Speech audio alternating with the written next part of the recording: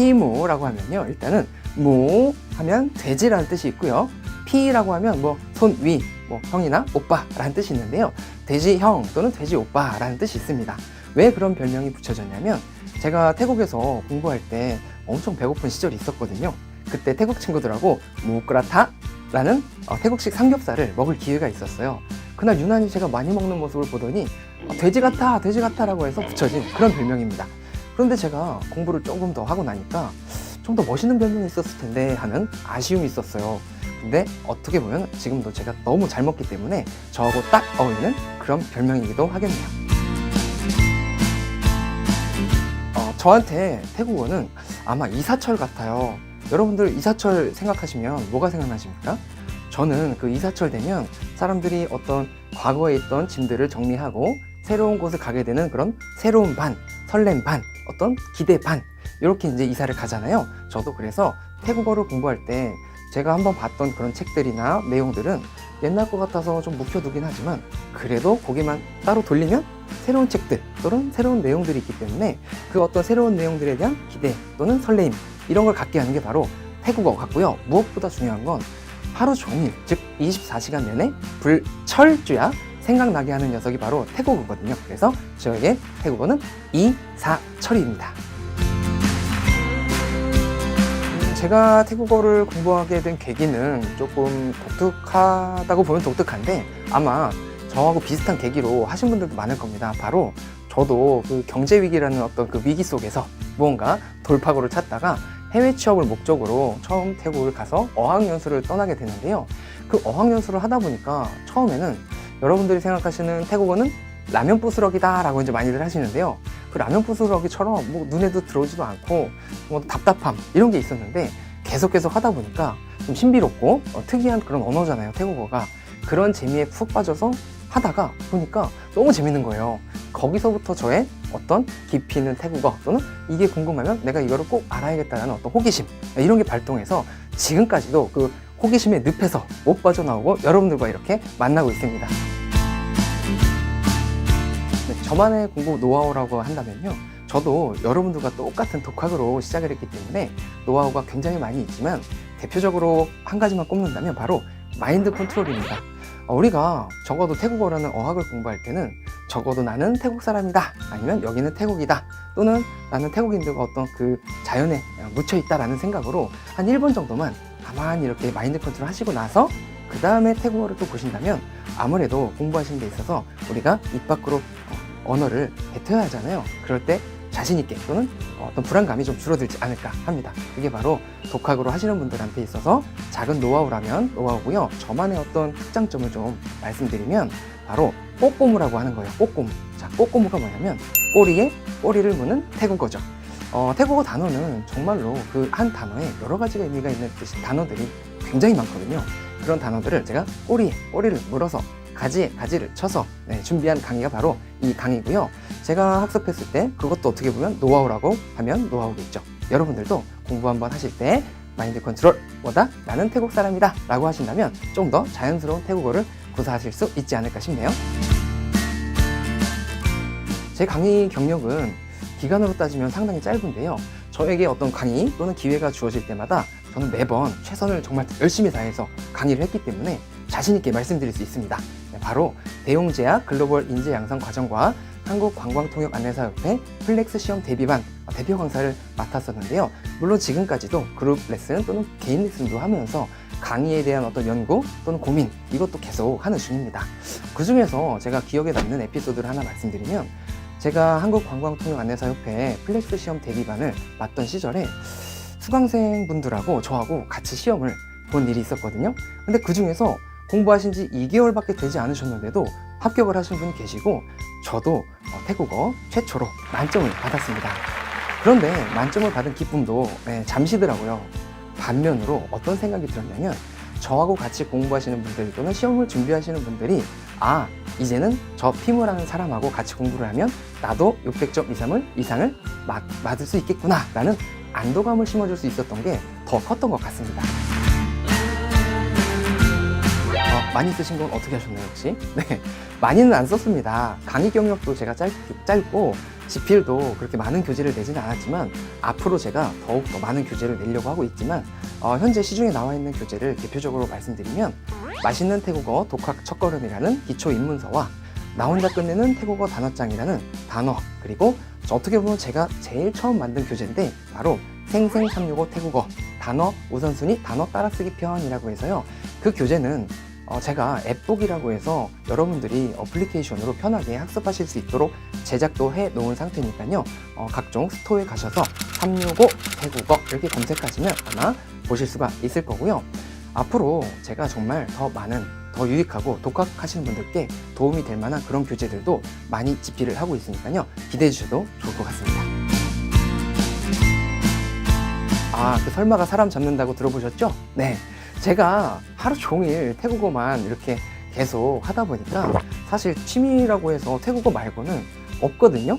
그래도 굳이 취미를 이렇게 곰곰이 생각해 보니까 하나 있더라고요. 뭐냐면 제가 잠자리 들기 전에 하는 어떤 그 취미라면 취미가 있거든요. 바로 여러분 구글 있죠? 네, 구글 지도. 그 구글 지도를 펼쳐서 태국의 지도를 쫙 확장해서 두 손가락으로 쫙 펼쳐놓으면 제가 그동안에 태국에서 공부하면서 또는 지내면서 살았던 동네 아니면 다른 어떤 태국의 지역들을 골목골목 돌아다니면서 태국의 정치를 느끼면서 잠이 드는 게 취미라고 보면 취미인데요. 이렇게 생각해보면 어떤 그 하루의 루틴이 더 정확하지 않을까 싶네요. 어떻게 보면 이 골목 랜선 투어죠. 이거는 진짜로 그야말로 저에게 있어서 취미라기보다는 하루 일과를 마치는 어떤 루틴이 되겠네요. 꼭 숨겨져 있어야 하나요? 네, 그럴 줄 알고 제가 그 숨겨진 여행지 중에서 한 군데를 골라봤는데요.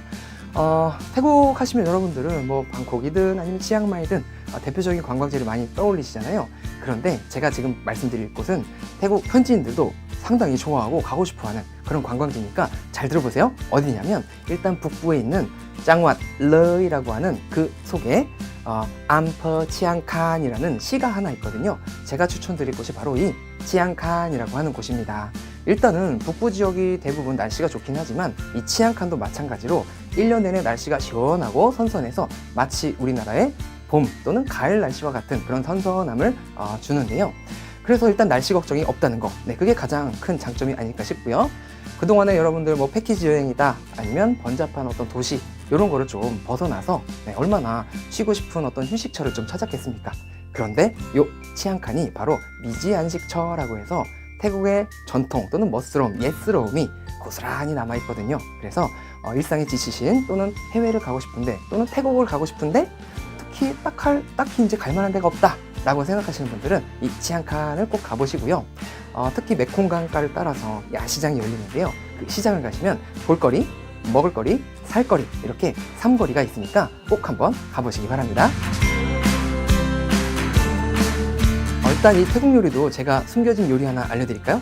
네, 조금 전에 제가 관광지도 숨은 곳을 딱 여러분께 알려드렸잖아요. 이번 요리도 요리라기보다는 맥주 좋아하시는 분들이 아주 주목할 만한 그런 안주에 가까운 음식인데요. 바로 꽁체남플라라고 하는 그런 명칭이 있는 요리고요. 음식이고요. 직역을 하면은 피쉬 소스 슈림프 해가지고요. 우리 생새우를 여러분 상상해 보세요. 숟가락에 생새우를 한 겹 올립니다.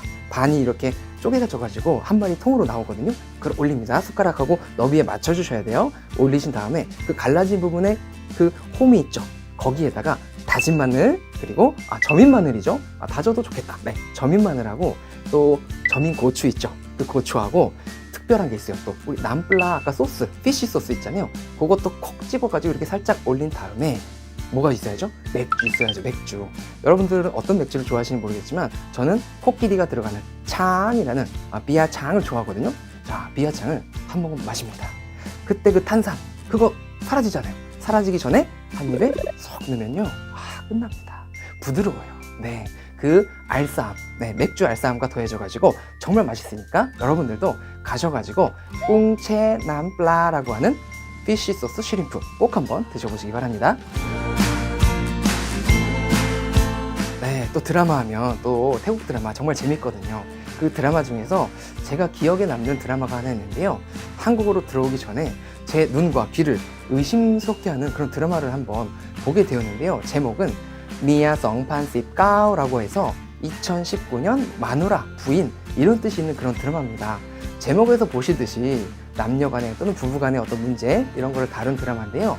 그 드라마를 보시면 일단 한 남성을 두고 두 여성 또는 부부간의 어떤 그 다툼 아니면 갈등 이런 거를 그린 그런 드라마인데, 아무래도 태국 문화가 조금 자유롭고 개방적이다 보니까 그래서 아까 제 눈과 귀를 의심하는 장면들 또는 말투 이런 게 등장해서 신선한 충격을 안겨줬었는데요. 여러분들도 혹시 기회가 되신다면 미야 성판십 까오라고 하는 드라마 한 번쯤은 보시면 와, 저런 문화가 또 태국에 있구나 하고 정말 어떤 재미있는 신선한 충격을 안겨주지 않을까 합니다. 네, 저의 개인적인 최종 목표를 또 여러분들과 함께 나누고 싶은데요.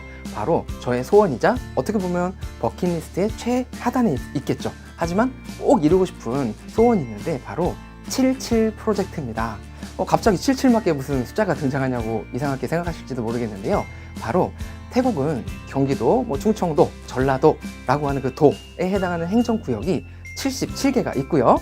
그리고 하나 더 있어요. 바로 제 나이가 77세가 되기 이전에 그 77개의 짱맛을 한 군데씩이라도 다 가보는 것이 저의 어떤 프로젝트의 마지막입니다. 그래서 혹시라도 여러분들께서 77세 이전에 저하고 같이 77 프로젝트를 수행하고 싶으신 분들은요, 꼭 연락을 주시고요. 저하고 같이 나중에 얼마나 좋습니까? 꽃보다 8배가 되겠죠. 그때 같이 한번 여행도 가고 두루두루 얘기도 나누고 해봤으면 좋겠습니다. 수강생분들 여러분들이 계시겠지만 제가 앞서서 말씀드린 대로 제가 강의하는 방법 또는 공부 노하우에서 말씀드렸던 꼬리에 꼬리를 무는 태국어라고 해서 일단은 학교식 스타일의 그런 딱딱한 수업 방식이 아니라 좀 더 재미있고 좀 창의적인 그런 공부 방식을 선호를 하는 편인데요. 지금 이 영상을 보시는 분들도 단순히 사전을 검색해서 이 뜻만 있구나 하고 넘어가시지 마시고 조금 더 구체적으로 하나 봤으면 또 두 개도 보시고 이런 연습을 하신다면 어렵게만 느껴지시는 태국어가 언젠가는 좀 더 쉽고 재미있게 느껴지실 때가 꼭 올 거니까요. 자신감 잃지 마시고 끝까지 포기하지 마세요. 그리고 제가 그동안에 강의를 하면서 저하고 같이 공부하셨던 분들에게 어떤 말을 가장 많이 해드렸을까라고 잠깐 생각해 봤는데요. 한 문장이 딱 떠오르더라고요. 바로 늦게 피는 꽃은 있어도 피지 않는 꽃은 없다라는 문장인데요. 우리가 예를 들어서 예쁜 화분에다가 씨앗을 심어가지고 거기에 물도 주고 또 햇빛 좋은 곳에 이렇게 두게 되면 잘 무럭무럭 예쁘게 자라고 그 꽃에서 뭐도 나죠? 향기도 나잖아요. 그게 더 자라서 나무가 되고 또 열매를 맺듯이 여러분들하고 저하고 같이 그 예쁜 화분에 자라나는 그 씨앗 거기에다가 물도 같이 주고 좋은 햇볕에 잘 둬가지고 같이 한번 그 꽃을 향기롭게 키워보도록 했으면 좋겠습니다. 제가 여러분들의 자양분이 되어드릴게요.